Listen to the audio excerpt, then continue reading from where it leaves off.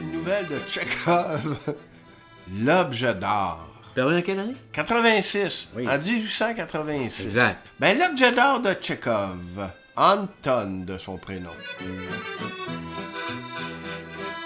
Tenant sous le bras un objet enveloppé dans le 223e numéro des Nouvelles de la Bourse, Sacha Smirnov, fils unique d'une veuve, prit un air obséquieux et entra dans le cabinet du docteur Kochelkov.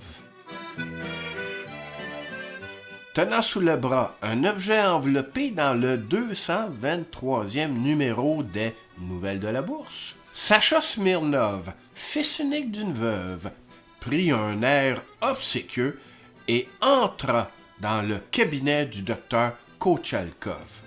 « Ah, bon jeune homme, lui dit le docteur en l'accueillant. Alors, comment nous sentons-nous?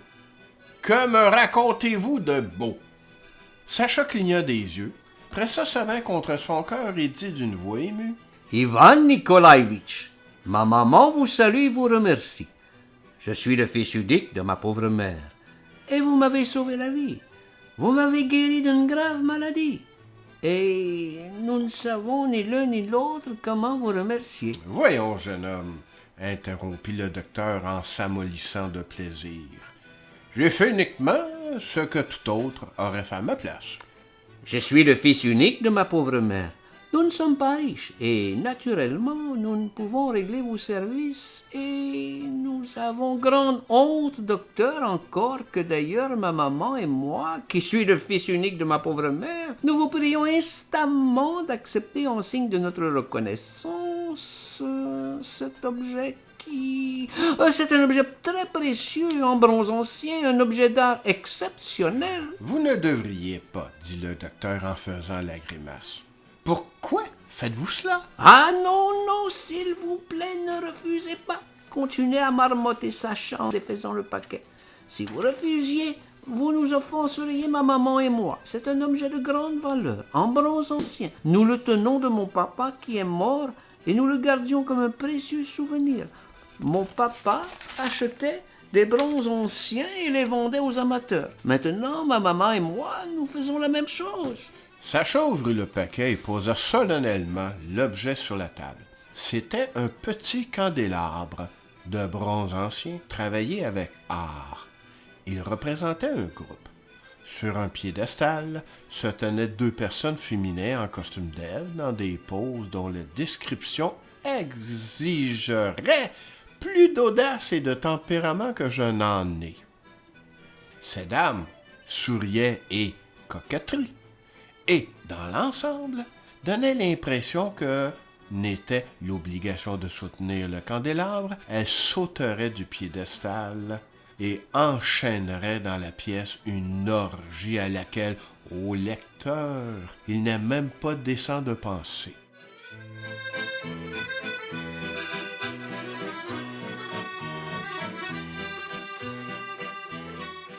Ayant examiné le cadeau, le docteur se gratta lentement derrière l'oreille et grogna, et se moucha d'un air indécis. « Oui, en effet, un objet magnifique, marmonnait-il. Mais comment m'exprimer? Il est un peu comme cela, trop licencieux. Ce n'est plus du décolleté, ça. Le diable sait ce que c'est. » « Mais enfin, pourquoi? » Le serpent tentateur lui-même ne pourrait rien inventer de plus dégoûtant. Si vous mettez une telle fantasmagorie sur une table, vous polluerez tout l'appartement. « Docteur, vous avez une drôle de façon de considérer l'art, s'offensant Sacha. C'est un objet artistique, regardez. Il y a là tant de beauté et de grâce que l'âme s'emplit d'un sentiment de piété et que les larmes montent à la gorge. Quand on voit une beauté pareille, on oublie toutes les choses terrestres. Regardez quel mouvement, quel espace aéré, quelles expressions. Ah, tout cela, mon bon, interrompit le docteur. Je le comprends parfaitement. Mais enfin, je suis un homme de famille. J'ai des petits-enfants qui courent partout, des dames qui viennent en visite. Bien sûr, si l'on prend le point de vue de l'homme de la rue, dit Sacha, Cette œuvre hautement artistique s'éclaire d'un autre jour. Mais, docteur, voyez plus haut que l'homme de la rue, d'autant plus qu'en refusant, vous feriez beaucoup de peine à moi et à ma maman. Je suis le fils unique de ma pauvre mère. Vous m'avez sauvé la vie. Nous vous faisons cadeau de l'objet qui nous est le plus cher. Et je regrette seulement que vous n'ayez pas un autre candélabre pareil pour faire la paire. Merci, mon ami. Je suis très reconnaissant. Mes hommages à votre maman. Mais au nom du ciel, jugez vous-même. J'ai des petits-enfants qui courent chez moi, des dames qui viennent en visite. Enfin, bon, qu'ils restent là, puisque vous êtes incapable de comprendre. C'est évident, fit Sacha réjoui. Ce candélabre, il faut que vous le mettiez ici, près de ce vase. Quelle tristesse qu'il n'y ait pas la paire. Quelle tristesse. Eh bien, adieu, docteur.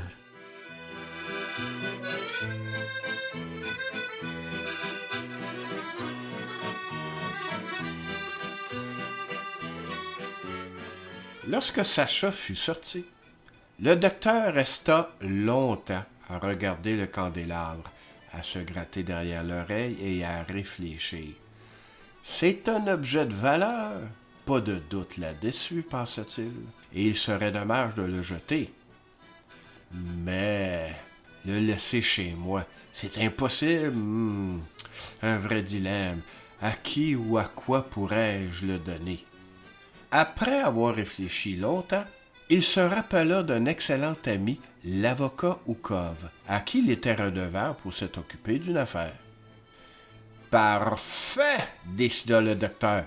Comme c'est un ami, il est gêné de me demander de l'argent, et ce serait très convenable si je lui faisais cadeau d'un objet d'art.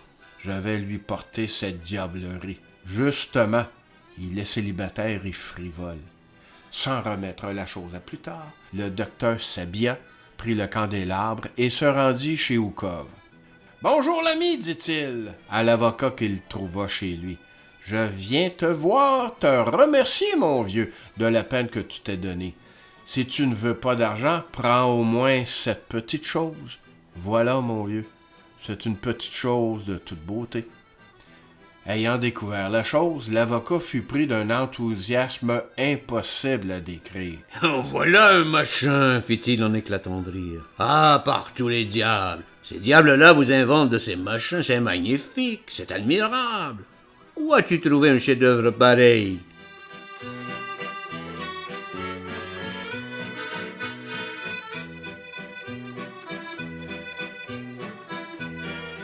Mais le docteur ne fit qu'agiter les bras, d'autant plus, quitta d'un bond l'appartement d'Oukov et, ravi de s'être débarrassé du cadeau, rentra chez lui.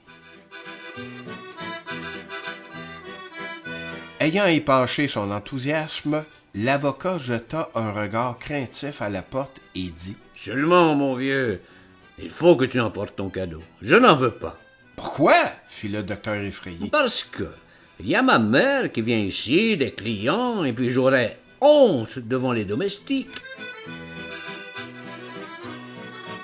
« Ah, mais il n'en est pas question. Tu n'as pas le droit de refuser, » répliqua le docteur en agitant les bras. « Ce serait une vraie crasse de ta part. C'est une chose artistique. Quel mouvement, quelle expression.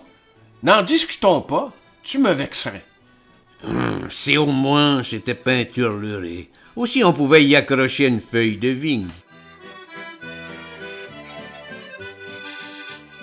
L'objet est de qualité, réfléchissait-il. Il serait dommage de le jeter, mais il n'est pas convenable de le garder chez soi. Le mieux serait d'en faire cadeau à quelqu'un. Et voilà. Ce soir, je vais offrir ce candélabre à Tchamkin, l'acteur comique. Le coquin aime ce genre de machin. D'ailleurs, le spectacle est donné aujourd'hui à son bénéfice. Aussitôt dit, aussitôt fait. Le soir même, le candélabre, soigneusement enveloppé, fut offert à l'acteur comique Tchamkin. Toute la soirée, la loge du comédien fut prise d'assaut par des messieurs qui venaient admirer le cadeau sans arrêt. La loge fut pleine d'un brouhaha et de rires admiratifs rassemblant à des hennissements de cheval. Si l'une des actrices approchait de la porte et demandait « Peut-on entrer ?» La voix enrouée du comédien retentissait aussitôt. « Non, non, mon enfant, je ne suis pas habillé. » Après le spectacle, le comédien haussait les épaules, écartait les bras et disait « Bon. Et où je dois la mettre, cette saloperie? Je sous-loue une partie d'appartement privé, je reçois des comédiennes. Ce n'est pas une photo, ça ne se cache pas dans un tiroir. Monsieur, vous n'avez qu'à la vendre, conseilla le coiffeur, qui était en train de déshabiller le comédien. Dans les faubourgs, il y a une vieille femme qui achète des bronzes anciens. Allez-y et demandez la vieille Smirnov. Tout le monde la connaît. » Le comédien en tomba d'accord.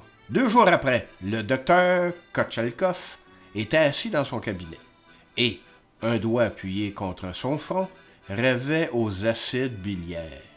Soudain, la porte s'ouvrit et Sacha Smirnov entra dans le cabinet d'un coup de vent. Il souriait, il rayonnait, tout son être respirait le bonheur. Il tenait dans ses mains un objet enveloppé d'un journal.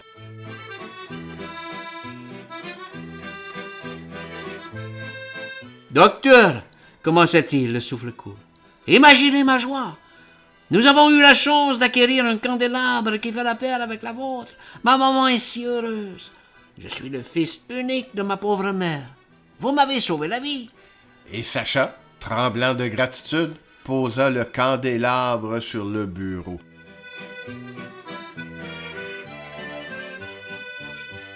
Le docteur ouvrit la bouche, voulut dire quelque chose, mais ne proféra rien.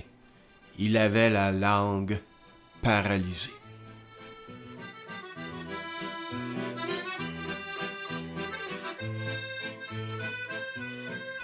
Ceci était la nouvelle L'objet d'art d'Anton Tchekhov. Eh boy, Je sais pas. il y a du travail, hein? Oui, c'est pas évident. Je sais pas. Et c'est parti.